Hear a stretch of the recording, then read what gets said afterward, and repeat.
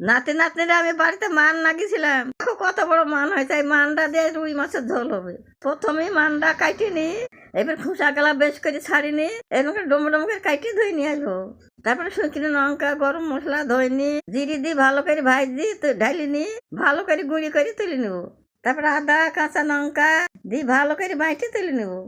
মাছের স্বাদ মতো লবণ হলুদ দিয়ে ভালো করে মাখিনি, কড়াইতে তেল দিয়ে তেলটা বেশ করে গরম করে এদের এক এক করে মাছগুলা দিয়ে উল্টে পাল্টে লাল লাল করে মাছগুলা ভাজি সব তুলে নেবো। ওই তেলে শুকনো লঙ্কা কালো জিরি ফোড়ন দিয়ে কেটে রাখা মাছগুলা দিয়ে হলুদ লবণ দিয়ে ভালো করে ভাজি নিয়ে টমেটো কুচি বাটা মশলা হলুদ গুঁড়ো লঙ্কা গুঁড়ো দিয়ে ভালো করে কষি গরম জল দিয়ে দেবো।